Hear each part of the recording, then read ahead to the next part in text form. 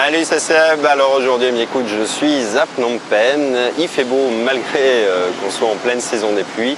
Et je voulais te parler en réalité du système bancaire ici au Cambodge et de la manière avec laquelle tu peux ouvrir un compte bancaire, puisque c'est une question qu'on pose assez régulièrement.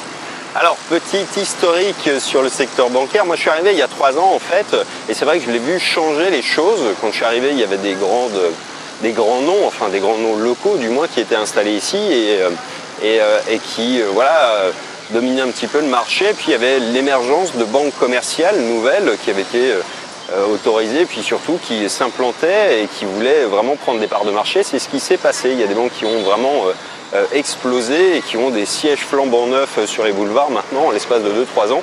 On voit que l'argent coule à flot dans la banque, quoi. Quant au développement, à l'époque, moi quand je suis arrivé, il n'y avait pas vraiment beaucoup de distributeurs partout. C'était un peu parfois galère pour trouver un endroit où tirer de l'argent. Donc on groupait généralement, tu retirais 1000 $ d'un coup, ce qui permettait de coupler un peu les frais en plus dessus, mais ça te permettait de toujours avoir du cash parce que c'était pas forcément évident d'en avoir quand tu te baladais. Aujourd'hui, la situation elle a beaucoup changé sur cet aspect-là aussi, puisque tu as des distributeurs partout, en fait partout dans les zones touristiques ou dans le centre-ville, donc c'est vraiment plus un souci pour ça. Les frais, ils sont relativement acceptables. Voilà, c'est 5 $ si tu tires depuis un autre. Enfin, ça va jusqu'à 5 $, je crois, de mémoire. Ça dépend des banques, je les connais pas bien toutes, mais moi, ça me coûte 5 $ si je passe par une autre banque, jusqu'à 1000 $, je crois, ou 2000 $. Et sinon, c'est gratuit depuis ma banque principale. On a des cartes bleues normales, des cartes bleues qui nous permettent de payer en ligne. On peut également éditer à la demande des VCC, tu sais, des cartes virtuelles depuis le site internet de la banque ou directement depuis une appli mobile. Donc ça, c'est plutôt pas mal aussi pour les activités sur le net. Et puis, que te dire de plus de l'autre côté, il y a un internet banking qui est plutôt performant, quoi, parce que écoute, on a une bonne 4G ici et puis ils sont bien développés, donc du coup on a vraiment quelque chose qui marche bien. On peut accéder à ces comptes, on peut transférer de l'argent vers d'autres comptes, voire à l'international évidemment, on peut en recevoir ici, bien sûr je ne l'ai pas dit mais c'est évident, enfin à des prix qui sont raisonnables.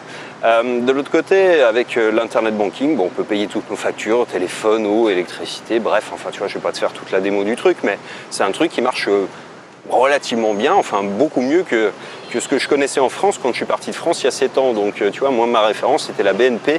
La BNP c'est une espèce d'usine à gaz sur internet, enfin ça a l'air de s'être un peu amélioré, mais je sais pas, je n'utilise plus de compte là-bas. Et donc du coup c'est vraiment un truc moi qui m'a tout de suite beaucoup plu, parce que franchement ça marche bien, quoi, bien mieux que ce que tu peux penser quand tu vois le pays et tu dis que voilà, ils ont des vieilles banques à l'ancienne. Ouais, il y en a encore, c'est vrai, mais il y a surtout des banques commerciales qui gagnent beaucoup d'argent et puis qui l'investissent pour se créer vraiment quelque chose de très puissant. Il faut savoir qu'il y avait assez peu de réseaux en fait bancaires avant, un peu partout. Enfin, tu vois, au niveau du Cambodge, j'avais 1 ou 2 banques nationales de mémoire, je crois.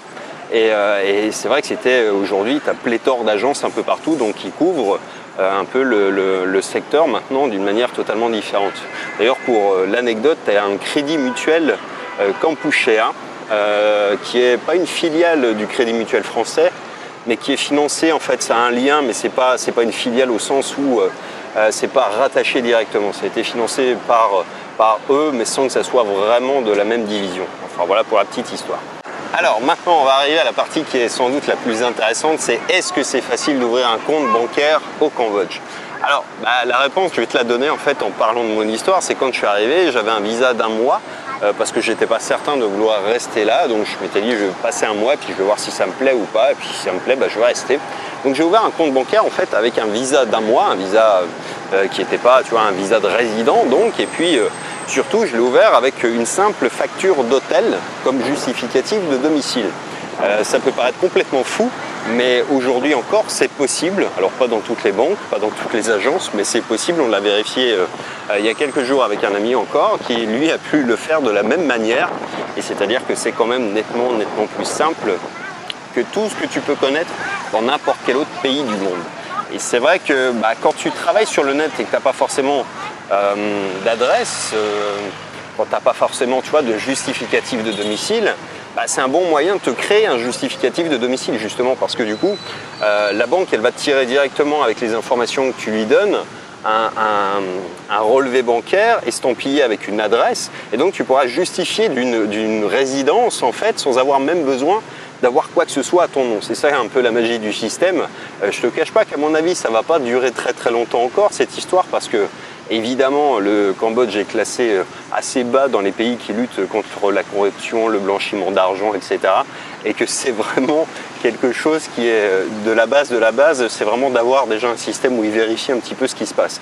Bon, là, c'est pas leur préoccupation, à tel point d'ailleurs que, tu vois, si aujourd'hui tu as 100 000 $ sur ton compte bancaire, bah, tu peux aller les retirer demain matin. C'est-à-dire, tu n'as pas besoin de faire une demande spéciale, tu n'as pas besoin d'arriver à remplir un formulaire, etc.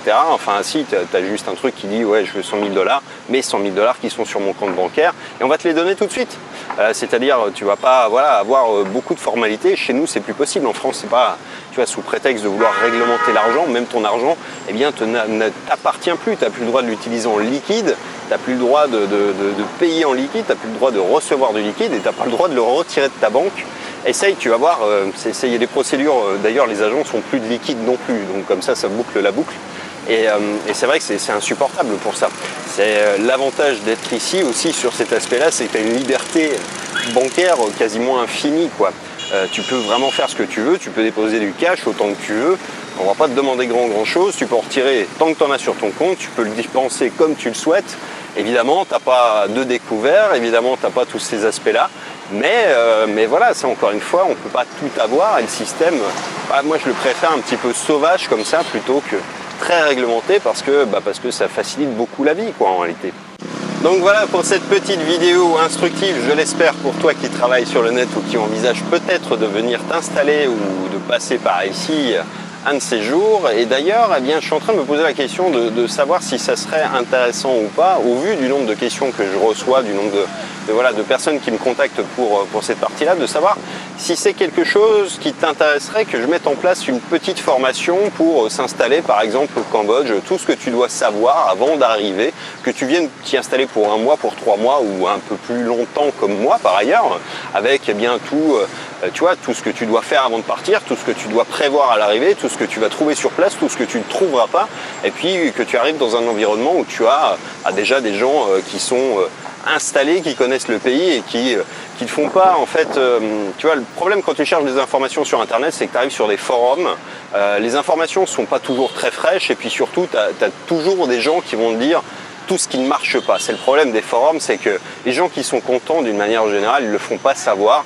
Donc à chaque fois que tu vas voir un truc, on va dire que les douanes c'est n'importe quoi, on va dire que tel truc ça marche pas, on va dire que telle compagnie ils se sont fait escroquer, alors que dans la réalité, tu vois, c'est peut-être 1% ou un millième des gens que ça concerne. Donc c'est toujours un peu biaisé, je trouve, ces informations-là, et c'est vrai que avoir quelqu'un qui est vraiment sur place, qui connaît le pays et puis qui te le raconte vraiment au travers de son expérience et pas forcément au travers de ses coups de gueule, c'est quelque chose qui peut apporter un peu plus. Bref, si ça t'intéresse, eh bien n'hésite pas à me le dire en commentaire, et puis eh bien écoute, je te dis à très bientôt dans la prochaine.